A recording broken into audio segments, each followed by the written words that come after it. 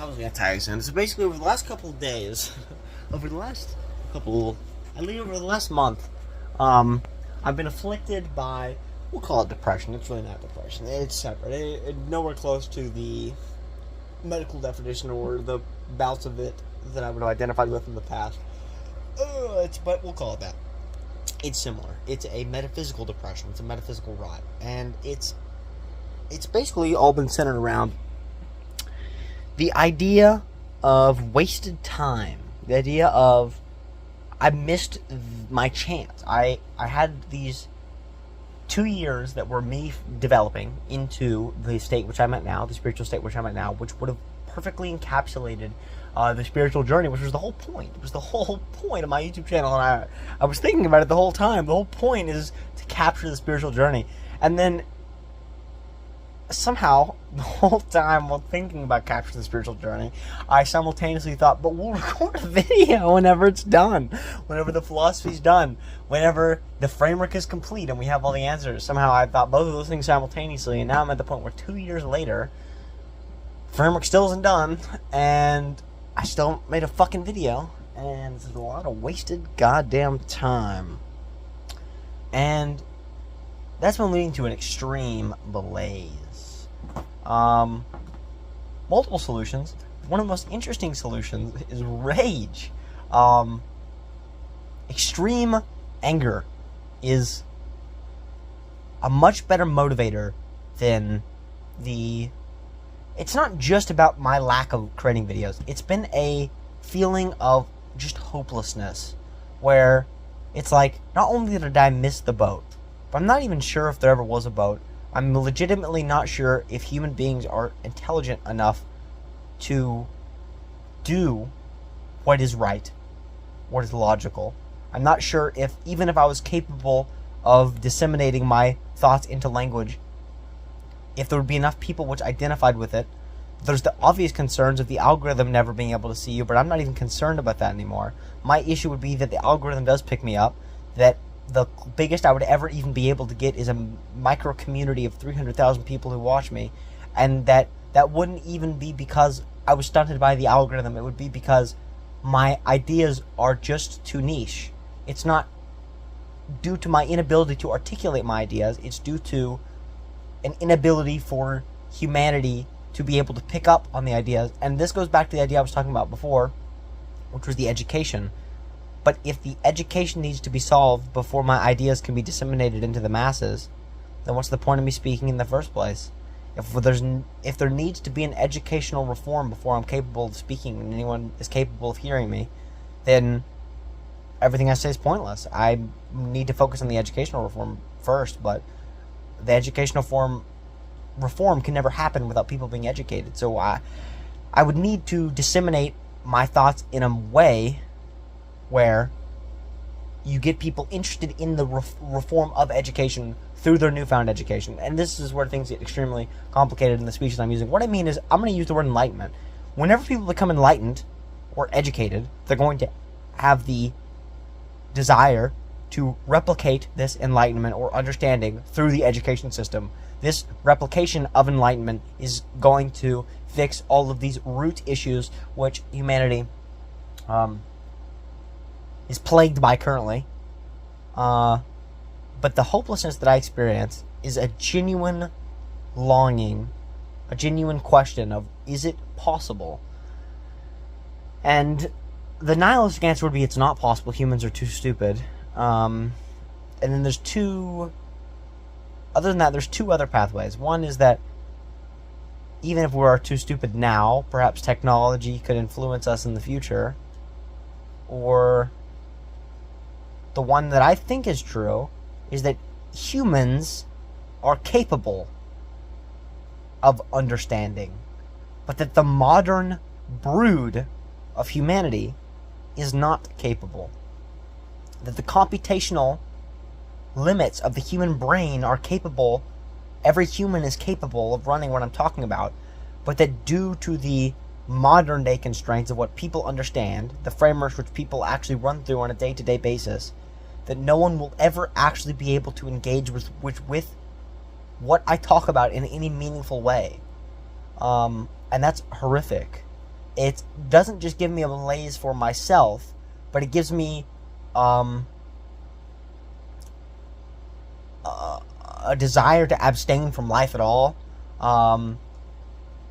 Just classic nihilism. Just not just a desire for myself to not exist, not just a misery in existence, but the feeling that not only is my existence horrible, but that everyone's existence is horrible, that I could maybe even see the solution out of it, but that there is no actual practical way to change the world into something better. And that just makes me stagnate completely. The obvious trap of nihilism, you just stop. Your wheels are too cut up in the mud. But it's interesting. There are multiple ways out of it, and one of the ways is through the framework, but that's extremely difficult because if you don't have the motivation to run the framework properly, or in my case, you don't have the fucking time, then the malaise fights back. Another way is rage, which is extremely interesting. That the best way to address this issue seems to be... It's interesting because... let me try and establish this pattern real quick.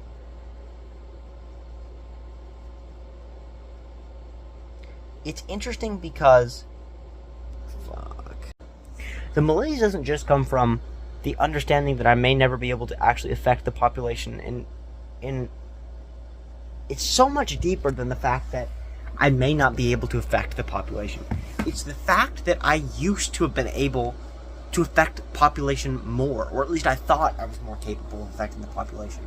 And in the same way that we've found with frameworks, there's a level of religious rot that if you believe in spirituality because you believe that it is true, then the spirituality will eventually eat itself and not provide you any benefits, and you won't even be able to believe properly. But if you only believe in it insofar as it is efficient, then you will have a much more rigorous and you'll feel it. You'll feel your belief so much deeper. And there's an interesting correlation between that I can't quite articulate yet, but it's there, between that idea and the idea that rage is more potent in these situations. It's like, and that all ties back into the fact that I'm not capable of articulating it like I used to. Like, the worst part of the malaise isn't just feeling like there's 2 years gone, but it's that I'm not even as good as I was at 16. I can't articulate things in the same way I could at 16. I don't have the same God complex. I don't feel like Plato anymore, like you were saying. And that is the worst part. It's like, what can I do differently? What did I do wrong? How do I get back? The worst part is knowing what I could be and not being that. That's all I got for right now. I got solutions, but they're complicated. What do I think is the main thing holding us back?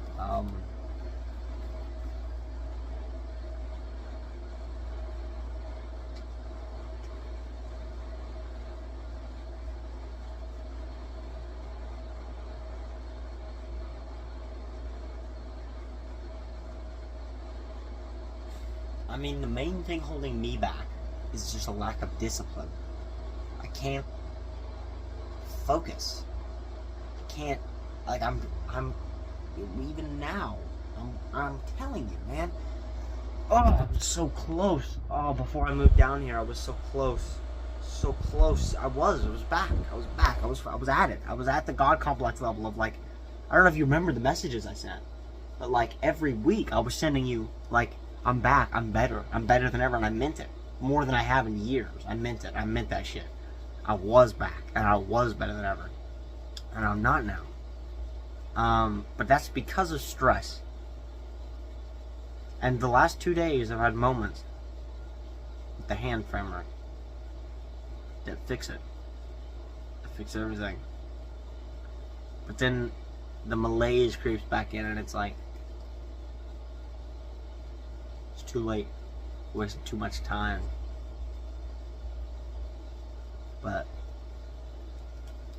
I've found the solution to that today, which is the obvious one, the one we've had for years, which is you need to fold up. You need to understand that the thought that you're having, which says that you've wasted 2 years, you need to understand that that thought is not you. That thought, you want to go with the awareness one, that's fine, but you go with the God one. That thought is just a particular experience held by God. I mean, really, that is what it comes down to. It's like, what is our main problem? I know what my main problem is. I'm a fucking loser who can't do what I preach. I can't. But it's very clear why. I say that, but I say that because I have to hold myself to these harsh standards. I do also see exactly why this is happening with the stress of moving. Like, that is exactly why I've been less efficient over the last month. And I was getting back to it before that point. But the fact that I wasn't capable of staying disciplined is frustrating. The fact that I wasn't capable of maintaining my frameworks through the move is debilitating. Because it's like, the whole point of the framework is to be able to maintain it in stressful situations. And I, the God Emperor King, was not even capable of maintaining it in a stressful situation. Which makes me tonight's biggest loser. What are your main stresses? It doesn't really work like that. What do you mean? What would you say your main stresses are? Mine wouldn't really work in like a tier list. It would just be like whatever the stress is at that moment. So it's like last night at work, like yesterday I had like a good day at work. When it was like, oh, tomorrow will actually be like the good one, like the perfect one. Where it's like I actually, like last night could have been the perfect night at work if it wasn't for my boss rushing me. Because I had a good bike ride beforehand. I had a solid 2 hours that answered a lot of questions. I've been working up to everything up to that point over the last couple nights of work. It was the third night in a row of work. Everything was leading up to me being able to actually like pull it off last night. And then my boss had to fucking tell me to put up the sausage links with both hands. That's just how the world works, how the world turns, how the cookie fucking crumbles. Yeah, I guess that's like real world stresses, but what are like intellectual or mental framework stresses? No, it's only real world stresses. But it's these two things that tie into each other. It's the real world stresses, and it's how much the real world stresses are affecting me, which is, it's jarring me because it's basically understanding that it's like, no normal person will ever be able to do this. It's too impractical. For me, I'll eventually get to the point where I get the framework running, and my life's bliss. I've been there before. Every 3 months I get there, and then I fall out of it again, but I'll get there again. And eventually I'll get it to a point where it sticks, and I don't need to worry about it anymore. I can get there. But it's so scary that I'm still fighting with it. That I'm 2 years in, and that I still don't have a framework running. And like, no normal person is ever going to have time without stress. No normal person is ever going to have time to run this framework. No normal person is ever going to get a stress-free period to be able to develop their framework enough to get it running. And it's just like, that. It's those two things in tandem. So if you had to ask me what is my biggest intellectual stress, my biggest intellectual stress is that my real world stresses are affecting me this much. That's terrifying. Because it means everything that I've been doing is almost worthless. But that's not true, but it is kind of true. It's complicated how true it is, because if I was capable of just through discipline maintaining the framework, I'm not such a fucking idiot. I would have sat down at any point over the first week I was here, and I would have meditated, sat down and fucking thought for 15 minutes straight. But I'm a jackass who decided to instead every day do fucking 16 milliliters of marijuana and then get fucking tired, and then when I would have sat down, I was fucking brain dead, and that was retarded on my part. But also, to be fair, that was also for a reason. Nothing I do is completely aimless. The reason I did that was because some of the best religious experiences I've ever had are of large quantities of Sub-Zero, and I was trying to get a fucking jump start, and they work for that as a jump start, and I needed one after I moved down here, and I was fucking getting stressed, and I tried doing small amounts, and it didn't work because of the real world stress. So I tried doing large amounts, what I should have done, and it's true, I should have done, is I should have just sat down, large amount, small, it didn't matter. I should have sat down and meditated, because I wasn't capable of getting into any sort of repetition because we only had one bike battery, which meant that I wasn't capable of creating a consistent, I need a consistent running of a framework, a rigorous running of a framework to get started enough where it's in a running state. It's like a dirt bike, right? If you leave your dirt bike out in the rain for like fucking 2 years, like what I did for the last month, then you're going to get to the point where the dirt bike can't run anymore without maintenance. And you need to sit down, ride, and you need to, on this good sit down or this good bike ride, you need to repair the dirt bike until the dirt bike functions. That was a confusing analogy because there was both a bike and a bike ride. But the point is that you need to repair your framework using a meditation, some sort of meditation, to the point where your framework is actually capable of working in real life. And due to my real life stresses, I neglected my framework maintenance, and that made it where I wasn't capable of actually overcoming my real life stress because my framework was not in good enough working condition. But those two things played into each other, obviously. This is a chicken and the egg situation where it's like, to get over my real world stress, I needed to sit down. But to sit down, I needed less real world stress. And that just comes down to discipline.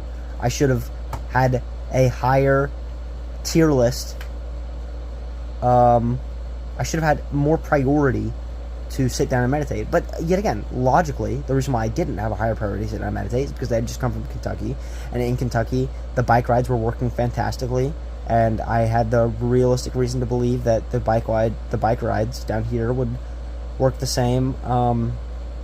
It didn't work the same, which is not something that I could have predicted, so it's not entirely my fault. But the whole people being around and the consistent views, made it where bike rides down here, where in Kentucky it was the same path ridden,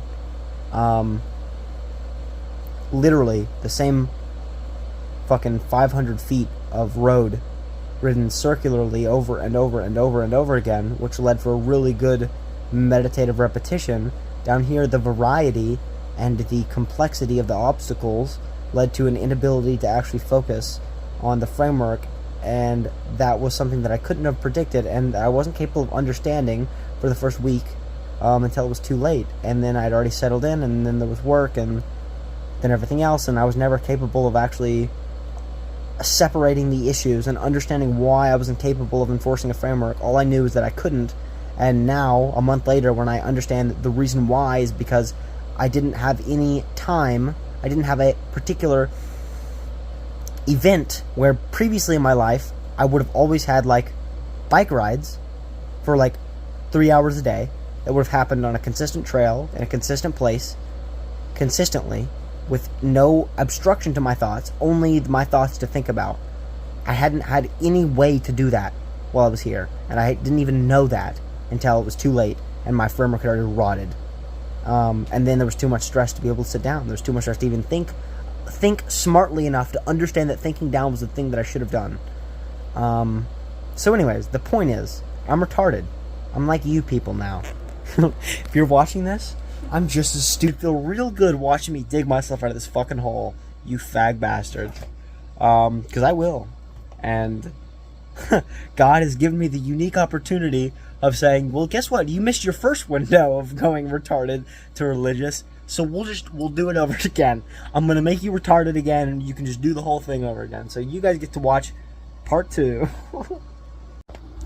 So, one more thing, before I go to sleep here.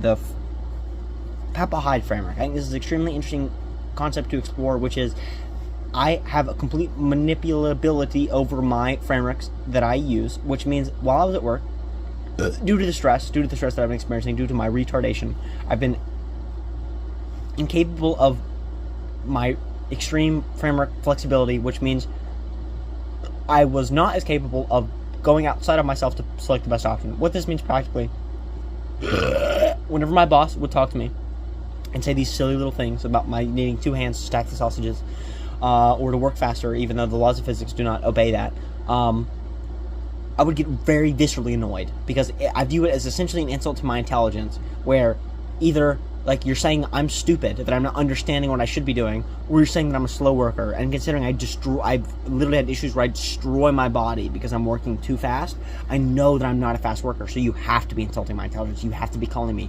a baboon-faced retard, or you're expecting so much of me that that's also an insult to my intelligence. You're insulting my... You are insulting me by expecting me to take minimum wage and fuck my body and my life up for it. So either way, you're calling me retarded, and that's a very frustrating thing to deal with. And basically, due to my retardation, my actual retardation, not my boss's perceived retardation, I have been incapable of responding to these situations with anything but annoyance. And what I should have done is and what I'm thinking about doing now is using the Papa Hyde framework. This is the framework that you should use for everything, all the time, everywhere. And it is being unbelievably nice, extremely nice, but doing it from the perspective where you think it's funny. You're laughing at everyone else for being retarded. And this is a little bit of an over-exaggeration, and it sounds extremely edgy, but actually practically, like, the implications of this framework are serious, where in any situation where before I would have had... Most human beings have this ridiculous desire to... I call it, like, modeling for accuracy, where if you are... okay, let's just say... perhaps it's a bad example. Okay, yes, thank you. Good one, brain. That's a much better one. Okay, so if a gay person is called faggot, okay, they are going to have this desire to act in accordance with their model, and their model is going to say, typically, their model is going to say that it is wrong to be called that if you are homosexual, because that is, you know, instigating the history of that slur, and you are fucking with the historical repercussions that come along with that word, which is why it feels very negatively to be referred to as that word, especially in a derogatory manner. And so what you would feel the need to do is you would feel the need to lash out and express. You would feel the need to accurately model, or your model accuracy. You would feel the need to accurately model your slight, your frustration with the way that you've been labeled, right? And so this frustration is going to manifest right as you, let's say, yelling or screaming or insulting them back or whatever, when in all actuality what you should do is you should evaluate, instead of saying what is the most accurate thing from my model, what is the most Ashton thing Ashton could do, what is the most you thing you could do, whatever name you want to put in, right? What is the most me thing I can do? That's what most people feel. They want to do the most accurate thing for them in that situation. When really what you should be asking yourself is, what would be the most efficient thing for me to do this situation? And now it's the most obvious fucking bullshit ever that you've ever heard in your entire life. But practically, one of the things that means whenever you discover frameworks is you actually do have the ability to manipulate yourself and bend yourself into weird ways. So while I was at work, I was extremely angry, and I was thinking about ways I could voice that frustration, and I was doing what every human being does whenever they're sliding in a particular way. What you do is your brain starts to model all the ways you could possibly get back, like the classic shower argument jokes. Your brain essentially starts going, ooh, next time he comes up to me, next time he tells me that, ooh, I'm not working fast enough, guess what I'm going to do? I'm going to say, well, guess what? If we went over the security footage right now, and I skipped my second break, and also the other guy came over, and so he worked an hour and 30 minutes, and when you combine that, that's like an hour and 45 minutes total. And so you expect me to work faster? You expect me to work so fast that I would have added an extra 2 hours just by what? Moving my hand from the box to the shelf faster? That's what your brain starts thinking. Your brain starts creating this extremely elaborate internal monologue to explain exactly why this is this and that is that, when in all actuality, it's a waste of time. You're just like jerking yourself off to like, oh, whenever he comes back over here, I'm gonna be so mad, I'm gonna get his ass like a fucking child. When really what you should be doing is actually thinking practically, how am I going to shift this in my favor? And now what that means, that doesn't mean that you need to be a saint. That's not at all what I'm saying. I'm not saying that you need to be some Buddhist monk, and whenever someone calls you a faggot, you need to be like, oh, peace and love, brother, I understand where you're coming from your frameworks. Ideally, that's the level you'll get to, but that's only for yourself, so that you can experience those inner peace and tranquility. Until you get to that point, if you are still feeling spite, spite, if you still feel the need to accurately model yourself, and that model includes getting revenge, then you need to be thinking about the most accurate way for you to get revenge, the way in which you can get revenge in which your life still stays consistently the same. What I need to be thinking about when I talk to my boss, and I don't need to be thinking about voicing my annoyance. What I need to be thinking about doing is fixing my annoyance, okay? So I came down with 3 options. 1, Papa Hyde framework. This is the framework where you're going to be unbelievably nice, but you're going to do it through a veil of meta-irony. So you're going to be unbelievably nice. You're going to be consistently like, oh, I must be such an idiot, but I can't figure this out, boss. You know what I mean? You're going to be so nice, but you're nice because you understand that you are doing a bit on them, that they are the idiot, that they are so foolish, they are so incompetent as a boss that, and this goes for everyone, not just a boss, but anyway, they are so incompetent that you're having to speak down on them like they're a golden retriever to be able to actually get the world to play out in the way that it should, right? And so that is the Papa Hyde framework. You're going to be unbelievably nice, and it's not even always derogatory. Like, it sounds incredibly edgy when I say that, but that is only the repercussion for people who deserve it in that way. This framework goes out to everyone. So here's another application. There was this janitor lady at my work. She has no teeth, and I think she's probably extremely mentally disabled, considering I walked past her and she made the noise a turtle makes whenever it has an orgasm. I don't know if you know that noise. You should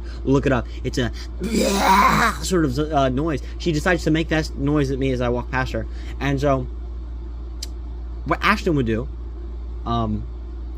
what Ashton did do is continue walking like a Chad. You don't even turn around. You don't even acknowledge. I don't care if you need me to call an ambulance. I will not deal with whatever social repercussions would have come if you were not, and if you were trying to hold a conversation with me, because I cannot understand possibly a word that could come out of that mangled throat.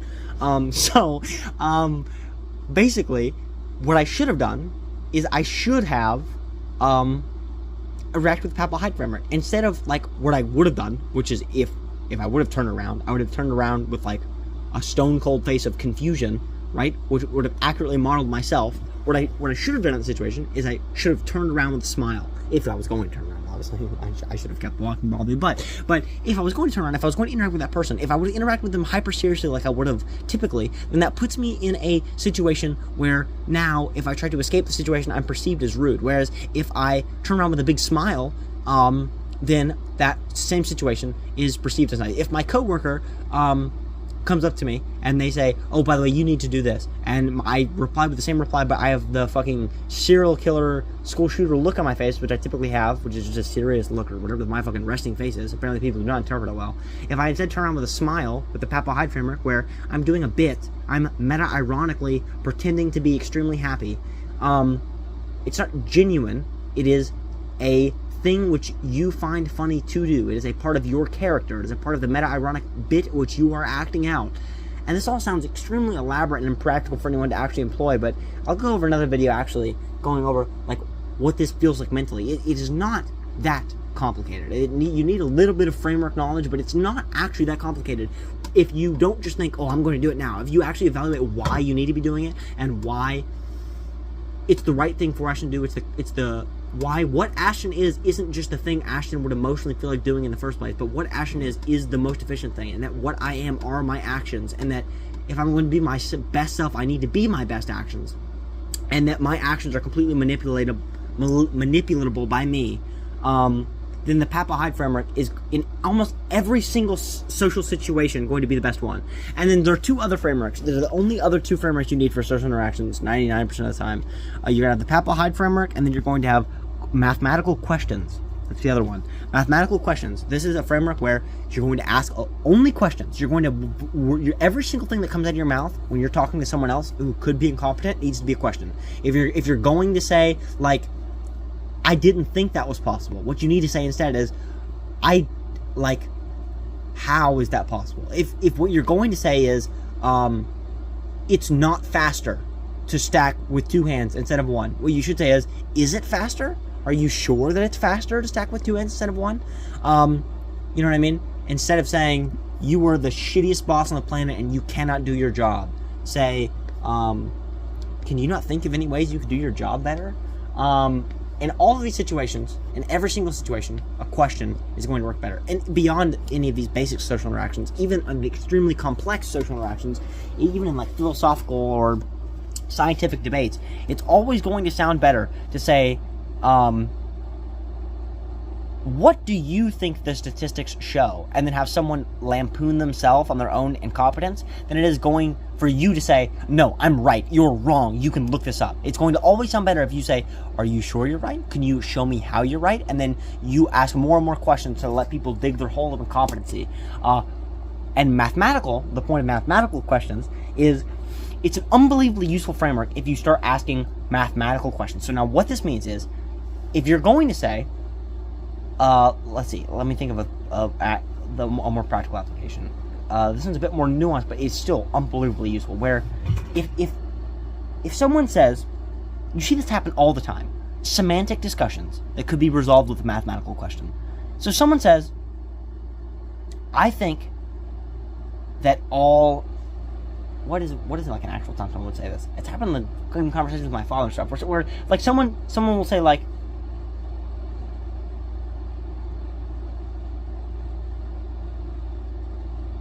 yeah, there we go. Liberals think this.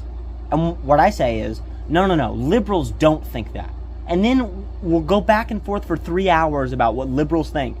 When really what I should have asked, the question that would have solved the entire 3-hour conversation, instead of going, well, actually, liberals think this, and the idea of liberals that you have in your head is actually just a very slight portion of liberals. You're hearing the loud minority, and that isn't an actual accurate representation of the average Democratic voter. And instead of going through all of these individual things and trying to fix their entire framework, which is never ever actually going to happen in the real world, what you need to do instead is say, what percentage of liberals do you think believe that? The whole conversation's over. Like, at that point, get all the information you need. You can gauge what percentage they think. You can then actually look at statistical self-reported statistics, see if it's true or not. You can then from there, if you don't even need to look up anything, you can just ascertain what they do think actually, and you can see how overblown it is, instead of trying to evaluate through conversation what they think the average liberal is, like all those things that would have happened in like the 3-hour conversation. They're instantly answered by a mathematical question. And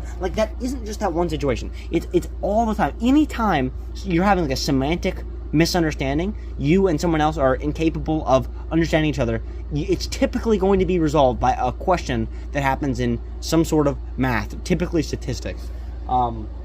So Papa Hyde and mathematical statistics. Papa denoting my grandfather, who's an incredibly nice person, just like unbelievably nice, like retarded nice, and Sam Hyde, who's extremely meta-ironic.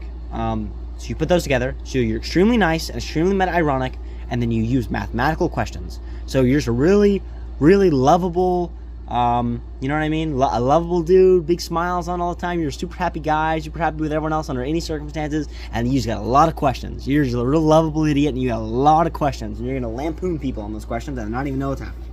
So, great little framework there.